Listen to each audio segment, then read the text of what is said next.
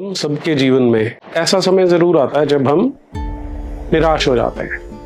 कोई ज़्यादा निराश होते हैं, कोई कम निराश होते हैं, लेकिन क्योंकि जीवन है, इसमें उतार चढ़ाव आते हैं, तो ऐसा समय सबके जीवन में कभी ना कभी आता है और हम अलग अलग ढंग से इससे डील करते हैं।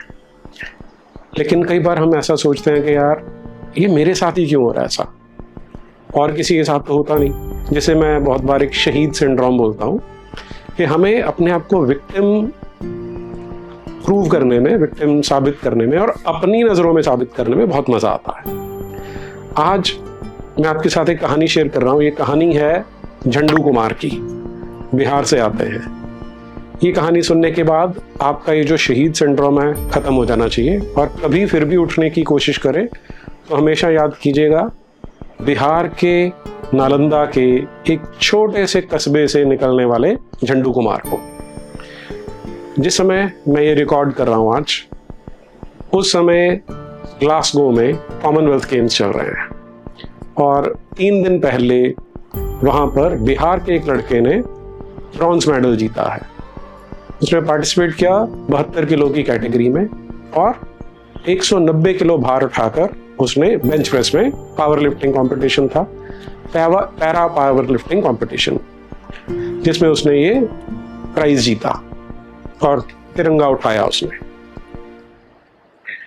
उसकी कहानी क्या है कि एक बहुत निर्धन परिवार में उसका जन्म होता है, अपने परिवार का सबसे छोटा बच्चा, और जिस समय वो 5 वर्ष का होता है तो पोलियो से ग्रसित हो जाता है। अब जो उसके पिताजी हैं रामानंद पासवान, वो भागते इधर उधर हॉस्पिटल में कि मेरे बेटे का उपचार हो जाए, लेकिन निराश हो जाते हैं, नहीं करवा पाते। और इसी निराशा में एक दिन उन्होंने बोला कि यार मैं अपने बेटे का इलाज नहीं करवा पाया तो मैं तो झंडू साबित हुआ। ये शब्द झंडू उस बेटे के साथ जुड़ गया और लोगों ने उसे झंडू बुलाना शुरू कर दिया। आप कल्पना कीजिए कि जिस समय बच्चा बड़ा हो रहा होगा, इसका कितना मजाक उड़ाया गया होगा, उसके नाम के कारण भी और जो उसके पैरों में पोलियो की समस्या थी उसके कारण भी। लेकिन वो कहते हैं ना कि जिस समय बहुत ज्यादा विरोध दिखाई देता है, जिस समय ऐसा लगता है कि भाग्य ने हमें कुछ नहीं दिया, उन सबको हरा कर जो लोग आगे बढ़ते हैं, उन्हीं की कहानियां इतिहास में लिखी जाती हैं। तो झंडू कुमार एक वैसे ही व्यक्ति है। जब उन्होंने वो झंडा उठाया और मेडल जीता, तो रिपोर्टर्स ने उनसे प्रश्न पूछा कि आप अपने नाम के बारे में क्या बोलेंगे। तो उन्होंने बताया कि शुरू में मुझे थोड़ा बुरा लगता था, लेकिन फिर मैंने इस नाम को स्वीकार कर लिया और आज जब मेरा नाम एक विजेता की तरह पुकारा गया तो मेरा सीना गर्व से और भी चौड़ा हो गया। हालांकि उनका सीना वैसे ही बहुत चौड़ा है। 2023 में इन्होंने पहली बार प्रयास किया था पैरा पावर लिफ्टिंग कॉम्पिटिशन में, जिसमें ये सफल नहीं हुए, लेकिन इनका प्रोत्साहन करने में और भी लोगों का हाथ रहा। वो श्रेय देते हैं Bihar para power lifting association के कुंदन पांडे को और गौतम सिंह को, जो दोनों इनके कोच थे और जिन्हें लगा कि इस लड़के में पोटेंशियल है और ये हमारे लिए विजेता बनेगा। फिर 2025 आता है, जो हमारी नेशनल गेम्स होती हैं, उनमें झंडू कुमार गोल्ड मेडल लेके आता है और देश का कीर्तिमान तोड़कर 205 किलो उठाता है। इन पर दृष्टि पड़ी थी राजेंद्र सिंह की, जो स्पोर्ट्स अथॉरिटी ऑफ इंडिया की तरफ से काम करते थे। उन्होंने देखा, उन्हें लगा इसमें पोटेंशियल है और वो लेकर गए इसे। तो जो लड़का 2023 में सफल नहीं हो पाया था, वो 2026 में कॉमनवेल्थ में से गोल्ड मेडल लेके आता है।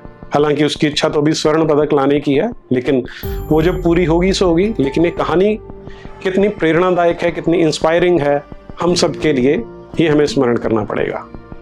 आज 29 वर्षीय झंडू कुमार हमारे लिए एक गर्व का विषय है और हमें ये शिक्षा देता है कि अगर आप कितनी भी विपरीत परिस्थिति हो, उसमें अपना श्रम करते रहते हैं, अपने आप को पराजित अनुभव नहीं करते, तो देर सवेर आप जीतते हैं।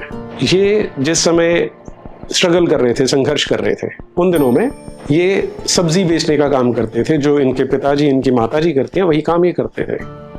दिनचर्या कैसी थी? सुबह 4 बजे उठकर अपने कस्बे से लगभग 30 किलोमीटर दूर बिहार शरीफ जाना, वहां से सब्जियां खरीद के लाना और फिर अपनी दुकान पर लाकर बेचना। बीच में प्रयास किया कि ई रिक्शा खरीद लेता हूँ, उससे थोड़ा एक्स्ट्रा आमदनी हो जाएगी, क्योंकि पावर लिफ्टर को बहुत धन चाहिए होता है, उसे लगभग 1000 रुपए की रोजाना तो डाइट चाहिए होती है।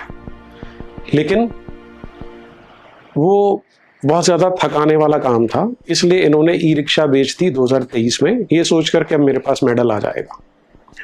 जब नहीं आया तो भी ये निराश नहीं हुए और इनकी सहायता करने वाले, वो कुंदन पांडे हो या गौतम सिंह हो या राजेंद्र सिंह हो, सभी ने जब हाथ बढ़ाया, झंडू कुमार का हाथ थामा और झंडू के मजबूत हाथों ने और उसके कंधों ने दिखाया कि वो क्या कर सकता है। हम आशा करते हैं कि हम सब झंडू कुमार की इस यात्रा से सीखेंगे और अपने लिए उसे एक प्रेरणा स्रोत बनाएंगे।